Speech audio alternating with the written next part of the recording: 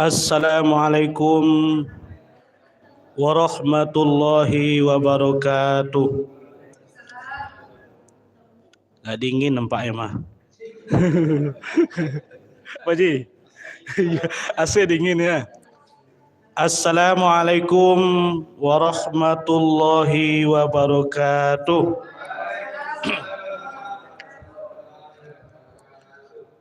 Alhamdulillahillazi arsala rasulahu bil huda wa dinil haqq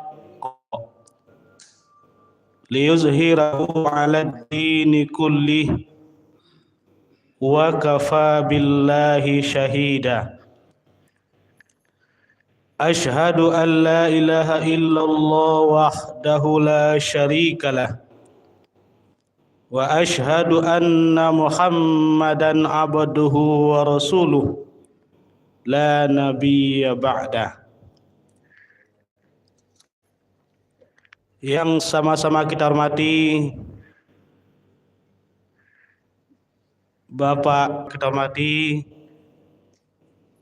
Ketua Tim Kerja di lingkungan Kantor Wilayah Kementerian Agama Provinsi Sumatera Barat. Kemudian yang sama-sama kita hormati seluruh ASN yang hadir pada wirid Jumat Berkah pada hari ini. Kemudian kepada mahasiswa PL yang melaksanakan tugas lapangan di kantor kita ini. Bersyukur kita kepada Allah Subhanahu wa taala atas rahmat dan nikmatnya pada pagi hari ini. Kita sudah bisa hadir di Masjid Mambaul Ikhlas dalam rangka melaksanakan tugas rutin kita, yakni wirid Jumat. Mudah-mudahan kegiatan kita pada hari ini akan menambah dan menimba ilmu pengetahuan dan menambah wawasan kita terhadap ajaran agama kita. Kemudian selawat dan salam kepada Nabi besar kita Muhammad sallallahu alaihi wasallam dengan ucapan Allahumma sholli ala Muhammad wa ala ali Muhammad. Baiklah Bapak-bapak, Ibu-ibu, tanpa memperpanjang waktu, kita mulai saja acara wirid kita pada pagi hari ini dengan sama-sama membaca basmalah. Bismillahirrahmanirrahim. Cara pertama, protokol yang sudah berlangsung. Kemudian acara yang kedua, pembacaan kalam ilahi oleh Saudara Maironi SHI. Kepada Saudara Maironi SHI dipersilakan.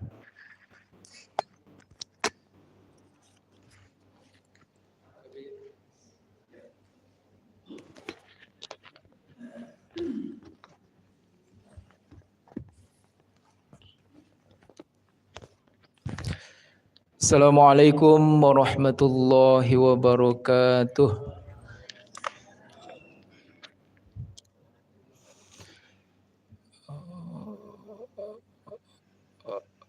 A'udzu billahi minasy syaithanir rajim.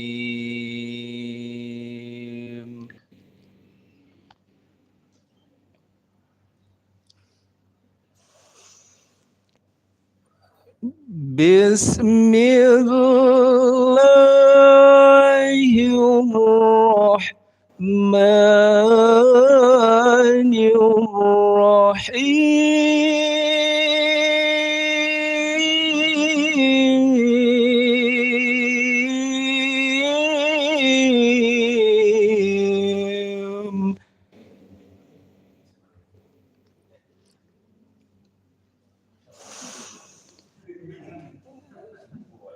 كنتم خير أمة أخرجت للناس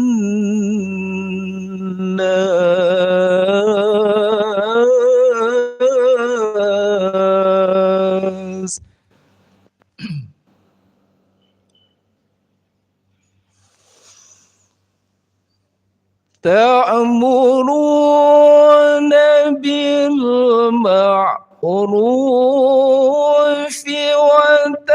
وتنهون عن المنكر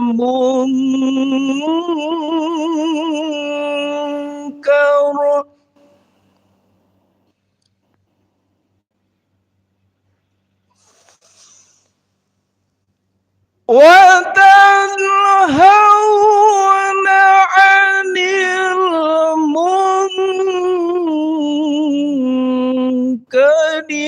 وتؤمنون بالله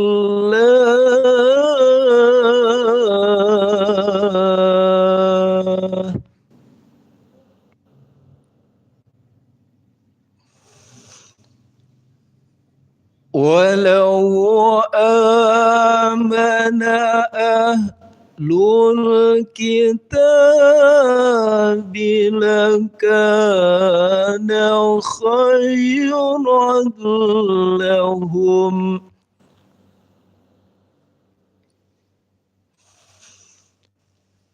منهم المؤمنون وأكثرهم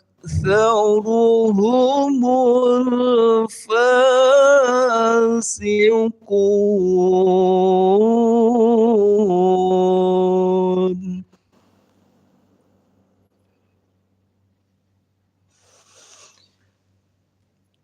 لن يضروكم إلا أذى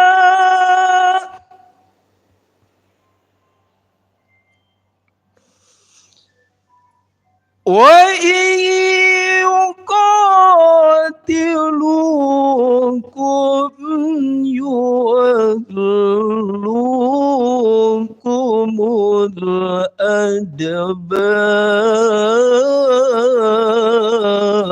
الأدبار وإن يقاتلوكم يولوكم الأدبار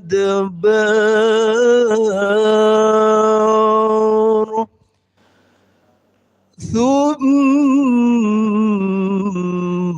لا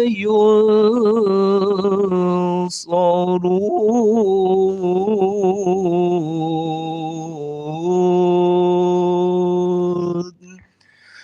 صدق الله العظيم. Assalamualaikum warahmatullahi wabarakatuh.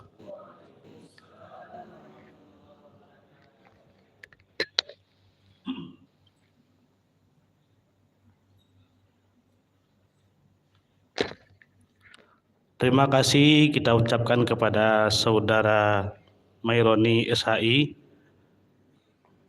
begitu menyentuh apa yang beliau baca tadi. Laraso MTQ di Matu, Sulawesi Selatan rasonya kan. Nah, mudah-mudahan menambah berkah acara kita ini.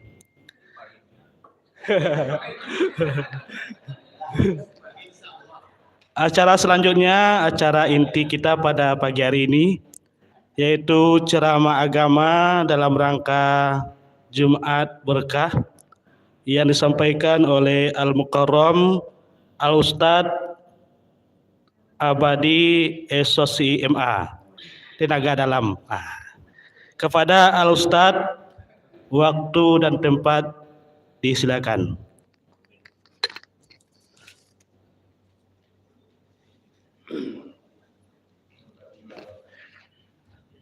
Apa dia?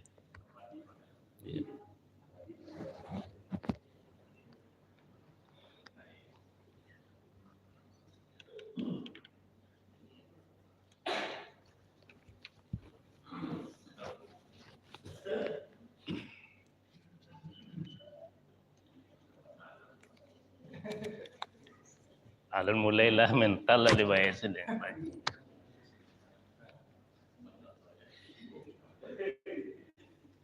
Assalamualaikum warahmatullahi wabarakatuh.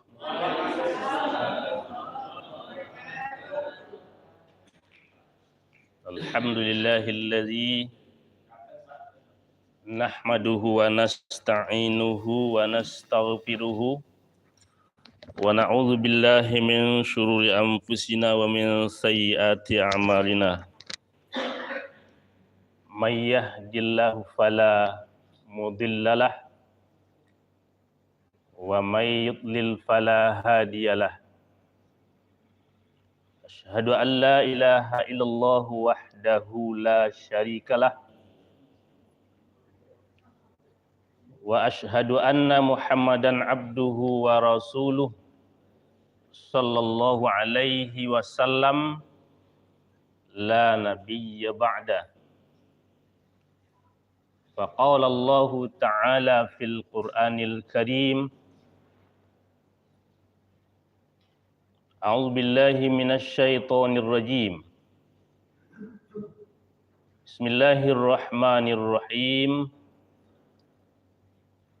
Ya ayyuhalladzina amanu ijtanibu katsiran minadh dhanni inna ba'dadh dhanni itsm. Wa la tajassasu wa la yaghtab ba'dukum ba'dha. Ayuhibbu ahadukum ay ya'kula lahma akhihi maitam fakarihtumu. Wattaqullaha innallaha tawwabur rahim. Wa qala Rasulullah sallallahu alaihi wasallam atadruna mal ghibah? Qalu Allahu wa rasulahu a'lam. Qala zikruka akhaka bima yakrahu qila apara'aita in kana fihi ma aqulu fa in kana fihi ma taqulu faqad irtabatah wa illam yakum fihi faqad bahattah. Shadaqallahul azim wa sadaqa rasuluhun nabiyul karim. Wahai orang-orang yang beriman, jauhilah kebanyakan di antara kamu berburuk sangka. Karena sebahagian dari buruk sangka itu adalah dosa. Dan janganlah kamu mencari-cari kesalahan orang lain. Dan janganlah sebagian kamu menggunjingkan sebahagian yang lainnya. Apakah kamu suka memakan daging saudaramu yang telah mati? Maka tentulah jijik kamu dengannya. Dan bertakwalah kepada Allah, sesungguhnya Allah Maha penerima taubat lagi Maha penyayang. Quran surah yang ke-49 surah Al-Hujurat ayat 12. Kemudian hadis riwayat Imam Muslim, suatu ketika Nabi sedang duduk santai bersama para sahabat. Beliau bertanya kepada para sahabat, "Atadaruna mal ghibah?" Tahukah kamu apakah itu ghibah? Para sahabat menjawab, hanya Allah dan Rasul-Nya lah yang lebih tahu. Berkata Rasulullah, kamu membicarakan saudaramu dan dia tidak suka tentang pembicaraan itu tentangnya. Sahabat bertanya, bagaimana ya Rasulullah jikalau sekiranya apa yang saya sampaikan ini atau yang saya bicarakan ini memang begitu adanya? Rasulullah menjawab, kalau memang begitu adanya atau benar adanya, sesungguhnya kamu telah menggunjingkannya. Dan jika tidak ada padanya, maka kata Rasulullah, sesungguhnya kamu telah membuat-buat kebohongan atau memfitnahnya. Hadis riwayat Imam Muslim. Alhamdulillah, pertama kembali kita bersyukur kepada Allah Subhanahu wa taala. Pada pagi Jumat ini kita sama-sama bisa hadir di Masjid Mambaul Ikhlas ini dalam rangka wirid rutin kita setiap hari Jumat. Kemudian salawat dan salam sama-sama kita sampaikan buat junjungan kita Nabi Muhammad sallallahu alaihi wasallam. Allahumma sholli ala Muhammad wa ala ali Muhammad. Yang sama-sama hormati Bapak-bapak Kabid, kemudian Bapak Ibu Ketua Tim Kerja, Bapak Ibu pejabat fungsional, kemudian adik-adik atau anak kami yang sedang PL di sini, umumnya jemaah wirid yang dirahmati Allah Subhanahu wa taala. Alhamdulillah pagi ini atas nama penyuluh agama Islam kita mendapat amanah dari pimpinan kita untuk menyampaikan wirid pada pagi ini. Kalau penyuluh yang menyampaikan wirid ini merupakan salah satu tugas dan fungsi penyuluh agama Islam memberikan penerangan, terutama juga kepada kita di Kanwil ini. Pak Kabid, kalau di Masjid Mambaul Ikhlas itu kalau dihitung-hitung tidak salah, khutbah Jumat boleh 3 kali. Kemudian wirid 2 kali begini Pak. Tapi memang beda Pak, Bapak Ibu.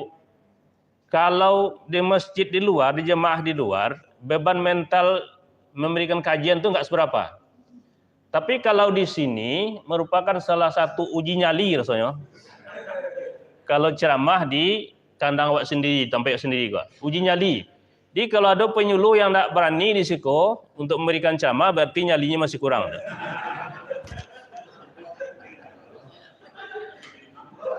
Karena penyuluh itu adalah pokok dari penerangan agama Islam, zakat dan wakaf. Pertama itu penyuluh, penerang agama Islam. Jadi bagaimanapun harus kita jalankan amanah yang diberikan pimpinan. Bapak sekalian, pagi ini kajian kita adalah tentang ghibah. Landasannya pertama surah Al-Hujurat ayat 49, ayat 12. Kemudian hadis riwayat Imam Muslim. Dalam ayat tadi ada larangan Allah yang pertama itu adalah larangan berburuk sangka. Yang kedua, yaitu larangan jangan suka mencari-cari kesalahan orang lain. Bahasa awaknya, gajah di pelupuk mata tidak nampak, tungau di seberang lautan jaleh nampaknya. Kekurangan sendiri. Suka mencari-cari kesalahan orang lain. Larangan kedua. Larangan yang ketiga adalah yaitu larangan ghibah. Dalam bahasa kitanya adalah larangan bergunjing. Maka fokus kajian kita adalah wala yaghtab ba'dukum ba'du ayuhibbu ahadukum ayyakula lahma akhihi maitan fakaritum. Bapak-bapak, Ibu jemaah yang dirahmati Allah Subhanahu wa taala, di dalam hadis kita temukan hadis riwayat Imam Muslim juga, Rasulullah menyampaikan juga kepada para sahabat, "Atadaruna mal muflis?" Tahukah kamu siapa nanti yang bangkrut di akhirat? Sahabat menjawab, orang yang tidak punya uang dan tidak punya harta benda. Tetapi Rasul menjelaskan, termasuk nanti di dalamnya orang yang bangkrut di akhirat itu adalah orang yang suka mencaci orang lain. Artinya apa? Kalau kembali kepada definisi ribah itu sendiri secara bahasanya diartikan dengan ghobahaya bihu ghaiban, atau berasal dari kata ghobaya yang artinya luput dari pandangan mata. Maksudnya adalah kita membicarakan orang yang tidak hadir di hadapan kita. Ghibah. Lalu bagaimana orang bicarakan itu tidak suka terhadap apa yang kita bicarakan? Maka daripada hadis tadi bahwa ketika kita membicarakan aib orang lain, menggunjingkan orang lain, mencaci orang lain, maka itu termasuk ke dalam kelompok ghibah. Maka dikatakan bahwa dalam hadis juga, hadis riwayat Imam Muslim juga, siapa yang menutupi aib atau kekurangan saudaranya, man satara ala akhul muslim, siapa yang menutupi kekurangan atau aib saudaranya, maka Allah akan menutup pula aibnya dunia dan akhirat. Dalam hadis riwayat At-Tirmizi disampaikan bahwa siapa yang menjaga kehormatan saudaranya, yang menjaga aib saudaranya, maka itu nanti akan menjadi penghalang bagi dirinya untuk tidak dimasukkan ke dalam neraka. Maka ghibah merupakan perbuatan mengungkit, mencari-cari aib orang lain. Maka secara syariat dikatakan bahwa kamu membicarakan aib saudaramu, di mana saudaramu itu tidak suka tentang aibnya disampaikan kepada orang lain. Ghibah. Bapak-Ibu sekalian, di dalam Al-Quran, ketika kita bicara membuka aib, mencaci orang lain, ketika kita coba juga baca, menurut mufassir, dikatakan bahwa kalimat wailun atau pawailun bisa dibaca nanti dalam surah Al-Baqarah ayat 79, surah Ibrahim ayat 2, dan surah Al-Ma'un juga ada itu. Ya. Kemudian ketika kita lihat dalam Al-Quran, ada dua surah juga yang pangkal ayatnya dimulai dengan wailun, surah Al-Mutaffifin dan surah Al-Humazah. Wail itu kalau kita ambil pendapat para mufassir yang bersumber dari Ibnu Abbas, itu dikatakan bahwa yang pertama orang yang suka mencaci, orang yang suka mengumpat-umpat, mencela, termasuk ke dalam kelompoknya menghibah, itu nanti menurut mufassir yang bersumber dari Ibnu Abbas dikatakan bahwa yang pertama ayat itu diartikan dengan nanti mereka akan dimasukkan ke dalam neraka mendapatkan azab yang pedih. Yang kedua menurut Ibnu Abbas dikatakan bahwa di dalam neraka itu menurut hadis Nabi terdapat suatu lembah. Ya. Lembah itu adalah lembah yang berada di neraka Jahanam. Yang mengalir di dalam lembah itu sungai dari nanah yang disediakan bagi orang-orang termasuk yang suka mencaci, mencela, termasuk orang-orang yang suka menghibah. Bapak-Ibu sekalian, dalam kehidupan ini kadangkala awak dek lama baca rito. Baik baca rito di kawan sakantu, di kawan saruangan, di kawan samo olahraga, di kawan sesama profesi, di alumni, dimanapun, tanpa disadari kadang-kadang awak lah membicarakan aib orang lain. Tanpa disadari. Kenapa demikian? Karena memang secara fitrahnya awak manusia, kau suko mauta. Ya.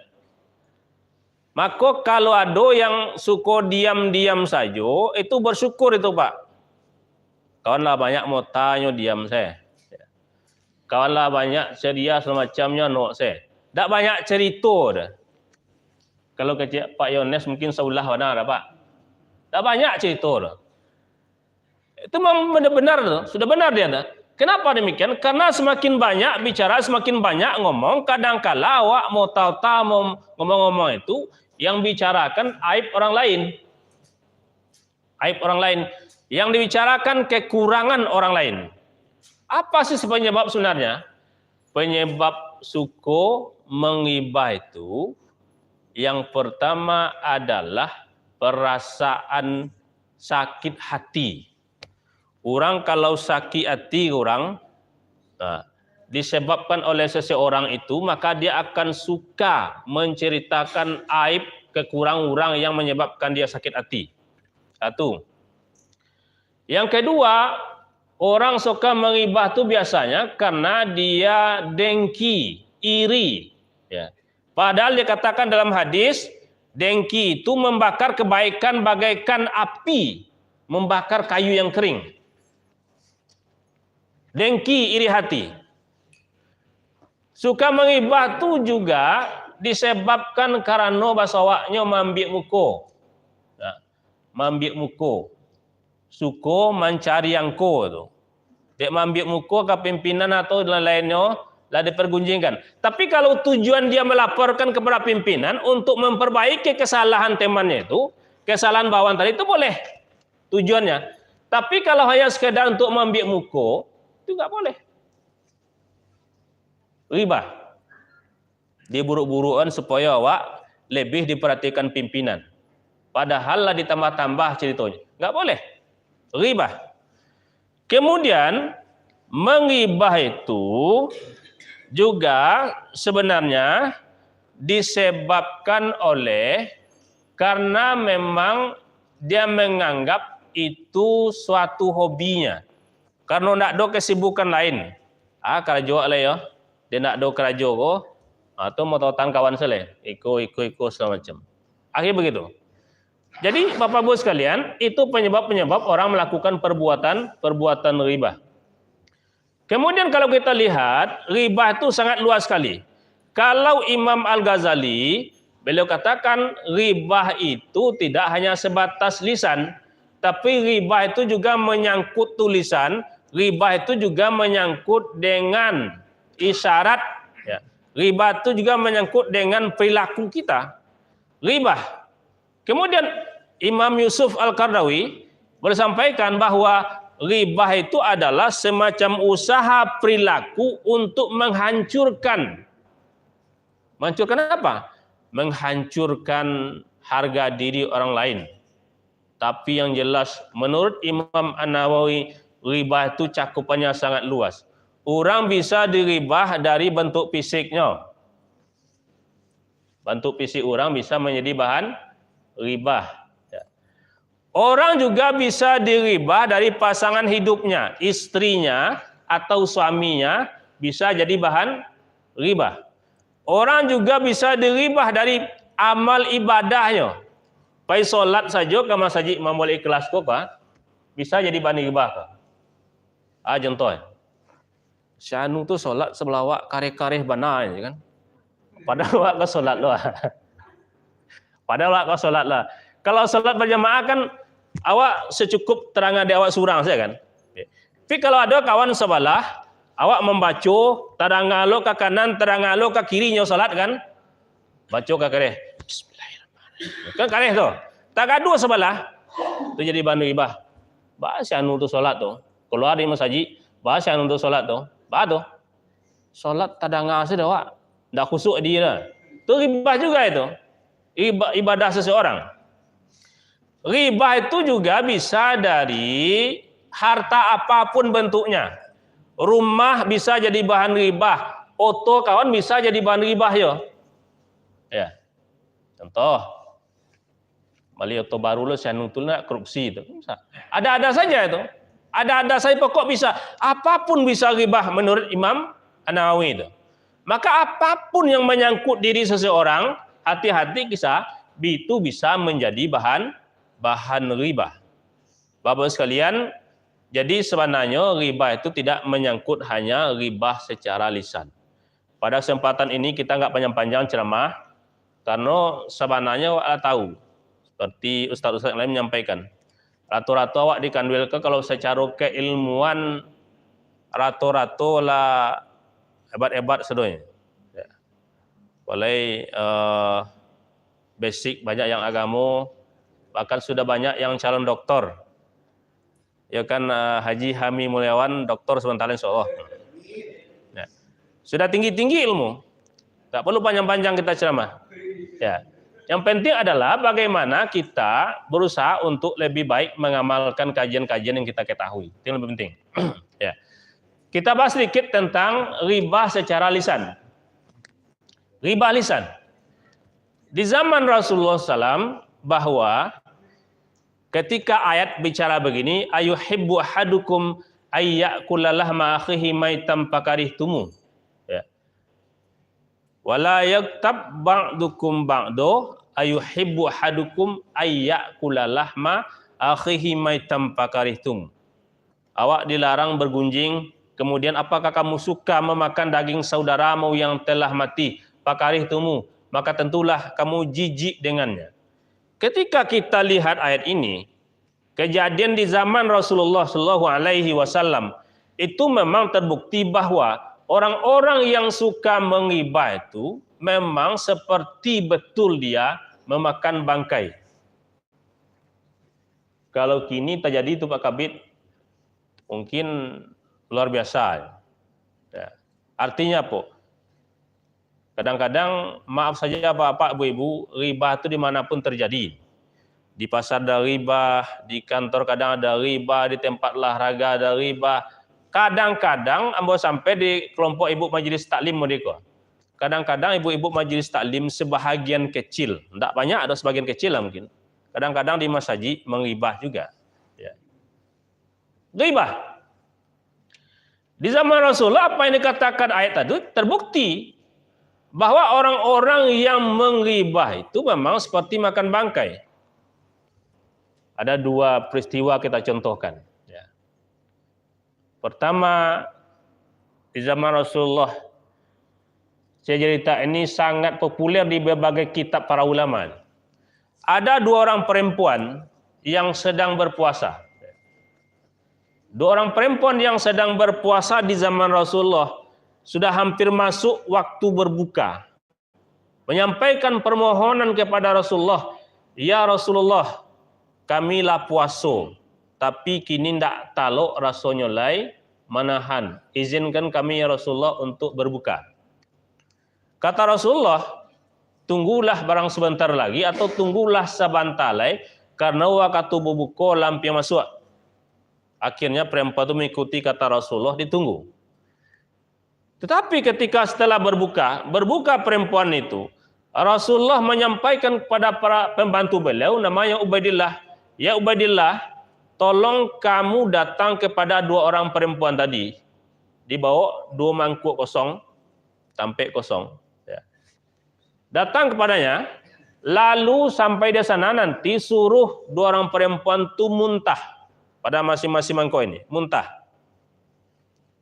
Dibawa oleh Ubaidillah, kemudian muntahlah perempuan dua orang ini ke masing-masing mangkuk disediakan tadi, dibawa ke Rasulullah. Ternyata baunya sangat busuk sekali. Bagaimana baunya?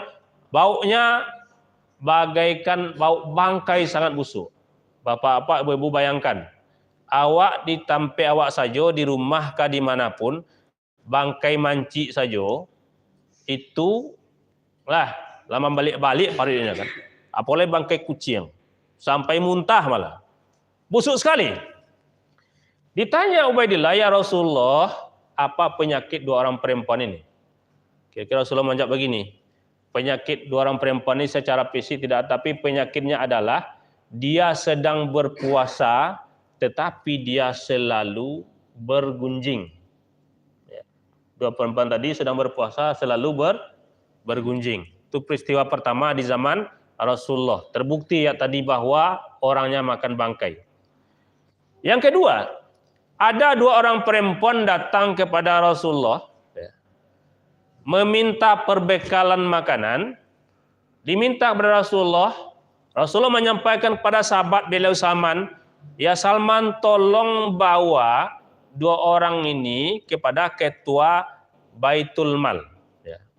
Ketua Baitul Mal, lalu dibawalah ke situ. Salman menyampaikan bahwa 2 orang perempuan ini, 2 orang laki-laki ini meminta perbekalan.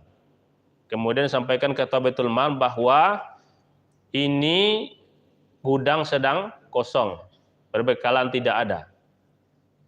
Kembalinya Salman sampaikan bahwa yang satu mengatakan ketua Baitul Mal itu pelit, yang kedua mengatakan seandainya Salman pun juga pelit, seandainya ada satu sumur di rumahnya, kemudian ada orang banyak membutuhkan air di sekelilingnya, maka dia akan mengeringkan sumurnya itu. Artinya apa? Bahasa nyonyo masuk lo sampilik karyang. Sampilik karyang kaji belapi bahasa kasar.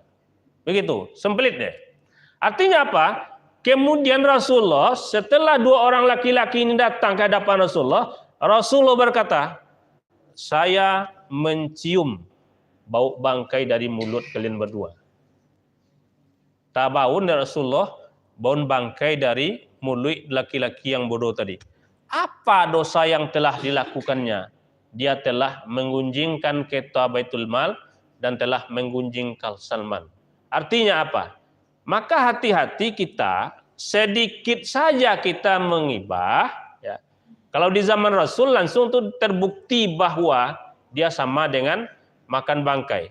Rasulullah Shallallahu Alaihi Wasallam kepada istri beliau pun sangat tegas itu. Kepada Aisyah radhiyallahu anha, ketika itu istri beliau ini sedang berkumpul, ada istri nama lagi Sofia, Aisyah, kemudian Rasulullah berbincang bertiga itu. Kemudian setelah perbincangan ini selesai, Sofia ini minta permisi, minta izin untuk pergi. Setelah pergi, maka Aisyah berkata, ya Rasulullah, pendek bana sianu tadi. Sofia tadi istri Rasulullah pendek bana tubuhnya. Rasulullah langsung menegur kereh. Ya Aisyah, kamu telah menggunjingkannya. Kamu telah menggunjingkannya. Bapak-bapak sekalian, seharusnya begitu. Dalam kehidupan keluarga, terhadap istri, terhadap suami, terhadap anak-anak, siapapun dalam keluarga, kalau sekiranya satu orang saja memulai menghibah, melakukan perbuatan bergunjing, maka seharusnya yang lain langsung menegur. Ibu di rumah, kalau ibu-ibu majak apa bagunjiang langsung ditegur dia udah. Awak pun model itu Pak. Awak kalau istri mulai mengarah ke gunjiang, langsung ditegur Pak Kabit. Langsung ditegur itu. Ya. Cepat ditegur. Artinya apa? Kadangkala apa-apa ibu-ibu, kalau tidak ditegur itu menjadi suatu hobi, kebiasaan dalam kehidupan. Senang kita menggunjingkan, mengungkit aib orang lain. Senang sekali kita membicarakan aib, dan padahal kita masih banyak kekurangan aib kita masing-masing diri kita. Tidak ada kita yang sempurna dalam kehidupan ini. Maka oleh sebab itu dalam kehidupan kita sehari-hari, apa yang harus kita lakukan? Kita harus berusaha maksimal untuk tidak terjebak dalam perbuatan ghibah. Apa yang kita lakukan? Yang pertama, kita harus berkumpul dengan orang-orang baik, orang-orang soleh. Kalau ada kelompok perkumpulan yang suka menghibah saja, awak menjadi penasihat itu, menjadi menyampaikan kebaikan-kebaikan. Ya. Ya. Jangan ikut pula kita nimbrung. Artinya apa? Kadang-kadang apa? Ibu kan kadang-kadang terjadi hobi tu. Ada orang bergunjiang, tiba nan surang lain. Nyo pasang lo telingo le lo kan. Seru cerita mah aja kan. Sampai selesai. Bahkan ada yang minta siaran ulang. Apa cerita tadi? Minta siaran ulang. Ya, ghibah. Maka kita harus menjadi menasihatinya. Kata Rasul, man ra'a minkum munkaran falyughayyiru biyadihi fa illam yastati' fa bilisanihi wa illam yastati' fa biqalbihi dzalika adhaful iman. Siapa yang mendengar suatu kemungkaran, suatu perbuatan dosa, pertama nyerubah dengan kekuasaannya, dengan lisannya, dengan hatinya. Setidak-tidaknya wak kalau ndak talok menegur debu orang bergunjing, setidaknya wak pai selai doannya supaya besok dak gunjing lagi. Tapi kalau satu lok sampai selesai seru mana cito ya. Alasamu se. Alasamu berdosa saya wak. Ya, maka kita kemudian apalagi usaha kita harus memperbanyak berprasangka baik kepada orang lain. Perilaku buruk orang tu, aib orang tu, itu jadikan saja suatu pemahaman kita bahwa manusia tidak ada yang sempurna. Berprasangka baik orang. Kemudian apalagi sibukkan diri kita dengan hal-hal yang positif. Apalagi perbanyak istighfar. Kalau lebih banyak macam astagfirullah Pak Kabit, insyaallah baru saya buat dosa terkena kan. Astagfirullahalazim. Insyaallah. Ya. Kemudian secara umum mari kita berusaha menghindari ghibah. Kalau ghibah itu melalui lisan wak dengar, wak nasihati, berikan masukan. Kemudian kalau melalui channel-channel YouTube kah, televisi kah, media massa apapun, kita pilih siaran-siaran atau YouTube konten-konten yang positif yang tidak menghibah orang lain. Apalagi di tahun politik kok Pak. Video ini banyak edit. Ya. Awak sebagai SSL lah dikatakan netral.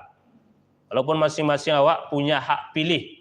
Undang-Undang nomor 7 tahun 2007 balik itu menjelaskan usia 7 balik atau pernah kawin berhak memberikan hak pilihnya dalam bilik soro besok. Awak disuruh netral. Tapi kadang-kadang awak cari konten-konten YouTube di tahun politik luar biasa itu. Memburukan calon niko, kadang-kadang sengaja edit video tu. Sebenarnya ada model itu kejadiannya dah, babuek-buek video surang. Nah, diedit videonya. Ribah juga. Kemudian marilah kita pahami bahwa ribah itu menurut ulama dosanya besar. Maka dikatakan dalam sebuah hadis At-Tirmizi dikatakan bahwa al-ghibatu asyaddu minaz zina. Ghibah itu lebih berat daripada zina. Sahabat bertanya, qila wa kaifa? Bagaimana mungkin ya Rasulullah ghibah itu lebih berat dari zina? Dijelaskan Rasulullah ar-rajulu ya. Ar-rajulu seorang laki-laki yang berzina kemudian dia bertaubat fayatubullah ya. Dia bertaubat kemudian taubatnya diterima oleh Allah Subhanahu wa taala, maka dosa diampuni. Tapi bapak-bapak, ibu-ibu, pelaku ghibah, orang yang menggunjingkan orang lain, kata Rasulullah, dosanya baru diampuni oleh Allah Subhanahu wa taala ketika dia telah minta maaf kepada orang yang diribahnya, orang yang digunjingnya.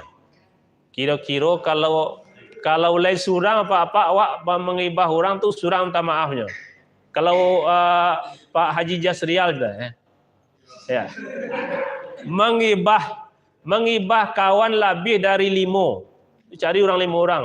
Maaf yang boleh mengibah. Kalau berani terus terang hebat.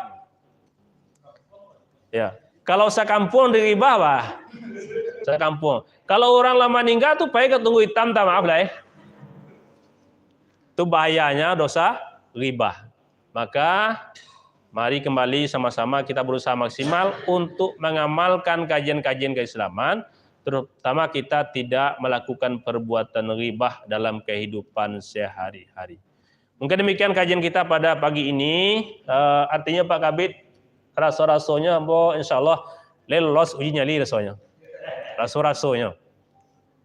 Tapi kalau baru saya duduk sekolah mengetik meja aku Pak, itulah gawat. Terima kasih atas segala perhatian. Mohon maaf atas segala kekurangan. Wabillahi taufiq wal hidayah.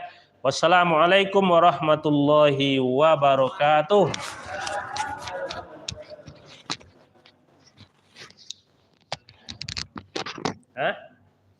Perhitungan perlu ya.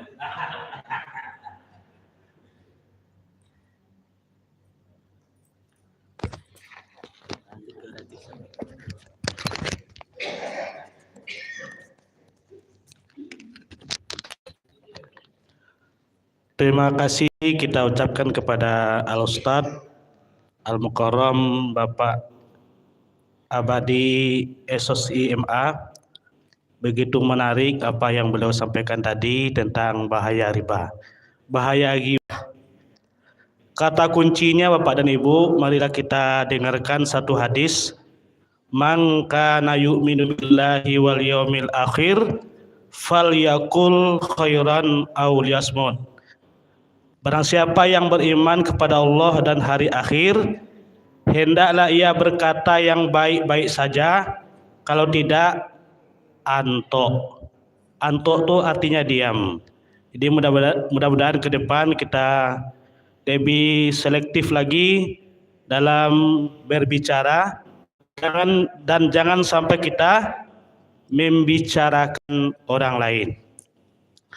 Baiklah Pak dan Ibu, untuk selanjutnya kita dengarkan sambutan dan arahan. Untuk kesempatan hari ini kita mohon kepada Bapak Kabid Papkis, yaitu Bapak Dr. Andos Haji Naharudin MH.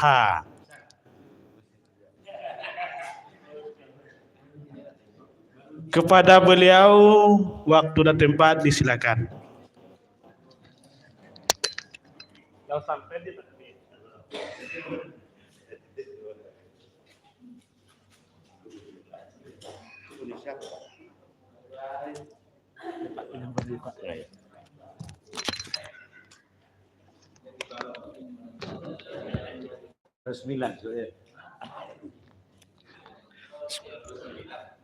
Terima kasih.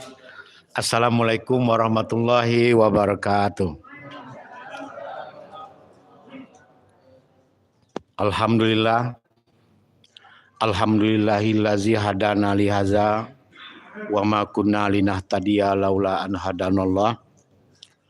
Asyhadu an la ilaha illallah wahdahu la syarikalah wa asyhadu anna Muhammadan abduhu wa rasuluh sallallahu alaihi wasallam. Yang terhormat, kalau bahasa suturalnya gitu, yang dituakan itu kita gunakan yang kata yang terhormat. Yang terhormat bukan tertua dalam jabatannya ya, itu Bapak Kabid Urais.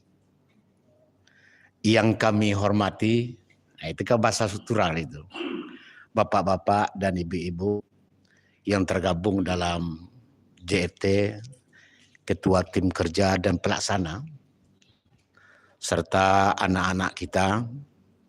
Sebab kalau ambo menyebut lo anak-anak yang PKL kau dengan sebutan adik-adik, kurang, saya pikir itu kurang pas itu, kurang pas, tidak terletak pada tempatnya gitu. Hadirin wa hadirat yang berbahagia, puji dan syukur kita sampaikan panjang kehadirat Allah, selawat dan salam kita sampaikan kepada Nabi kita Nabi Muhammad Sallallahu Alaihi Wasallam. Yang sebenarnya jadwal pada hari Jumat ini, Jumat 8 Desember adalah di bidang Urais kan gitu. Karena kami berdua, beliau sangat menghargai dan memuliakan ambo. Di samping usia yang tadi kan, kemudian juga di samping itu juga bulan Desember ini kan detik-detik bagi ambo kan, detik-detik lagi. Karena itu Bapak dan Ibu-ibu, ketika ambo masuk dalam masjid tadi, ambo cari Pak Datuk duduk di sebelah kita ambo cari lah baju ambo kira serupa. Nah, maka ambo pindah ke sebelah siko. Supaya jemaah apa-apa dan ibu berbagi juga lah pandangan itu. Ada yang sebelah kanan dan ada yang sebelah kiri. Tidak fokusnya kepada kami berdua kan gitu. Baik, ambo tidak panjang-panjang lebar apa-apa dan ibu. Sambutan ambo barangkali apa yang disampaikan oleh Buya kita tadi, ya sesuai lah dengan namanya kan, Buya Abadi kan. Ribah, beliau berbicara tentang ribah. Ribah ini apa-apa dan ibu-ibu kalau saya tidak salah, ini ke penyakit zaman ini, penyakit waktu. Semua zaman, semua waktu, semua nabi dan rasul menghadapi masyarakat ribah ini. Ribah ini betul apa yang disampaikan beliau. Coba ketik lo dalam Google tadi, memang benar apa yang beliau sampaikan tadi. Berdasarkan surat Al-Hujurat ayat yang ke-12 ya. Dan hadis-hadis Rasulullah banyak yang melarang kita tentang itu. Yang menjadi persoalan mungkin di ambola tua bapak dan ibu-ibu yang berbahaya kan gitu di lembaga-lembaga pemerintah, di kantor-kantor ataupun di mana saja. Ribah ini sering muncul. Kalau istilah ambo pekerja yang nganggur. Nah, itu istilah ambonya bekerjanya ASN-nya tapi nganggur. Duduknya mungkin di mana-mana saja kan tempat mereka berkumpul. Kadang disering itu munculnya kalimat ribah itu. Yang kita na'udzubillah, kita berlindung, dosanya sangat luar biasa yang beliau sampaikan tadi. Tidak akan diampuni oleh Allah Subhanahu wa taala sebelum objek yang kita gunjingkan tadi kita datang kepadanya, maaf hamba Pak, maaf hamba danahar, hamba petang mengunjang Pak, petang itu hamba sebut. Itu umpamanya kan, ya hamba maafkan. Barulah selesai persoalan ribah itu. Kalau tidak datang, kalau tidak minta ampun, insya Allah tidak diampuni oleh Allah Subhanahu wa taala. Sangat luar biasa bahayanya ribah ini. Karena itu Allah mengatakan disamanya orang bergunjing itu dengan orang yang makan daging saudaranya. Apakah tega kita? Tidak. Karena itu di dalam Islam bergunjing ini, ribah ini termasuk kezaliman. Apalagi sifatnya menjatuhkan nama baik. Kalau masa politik apa tuh? No.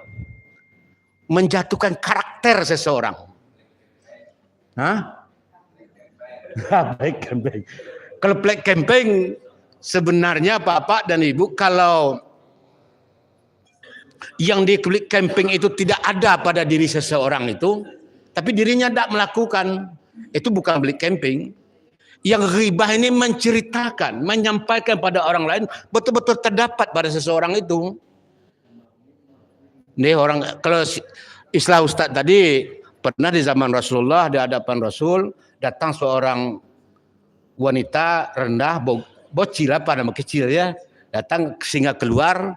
Apa kata Aisyah kepada ya Rasul? Kecil sekali orang itu Pak, mungkin kurang gizi, mungkin itu bahasa kita kan. Setelah orang itu Rasulullah menegur istrinya, kamu telah mengunjingnya. Apabila kita menceritakan seseorang yang tidak terjadi, yang tidak dilakukan oleh seseorang, itu namanya apa? Fitnah. Mungkin itu saja yang ingin mau sampaikan. Mudah-mudahan kita bebas, kita terlepas gitu daripada penyakit ghibah ini. Waspada itu. Di kantor banyak penyakit ini. Apalagi ASN yang nganggur ini, yang tidak ada kesibuknya di kantor. Itu sangat berbahaya sekali. Sangat berbahaya. Demikian saja, banyak maaf. Ambo akhiri wabillahi taufiq wal hidayah. Wassalamualaikum warahmatullahi wabarakatuh. Itu nasihat orang tua saja. Hah?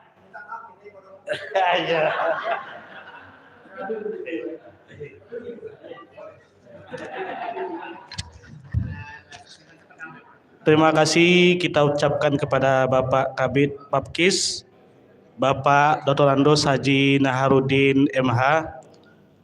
Semoga arahan dari beliau tadi dapat kita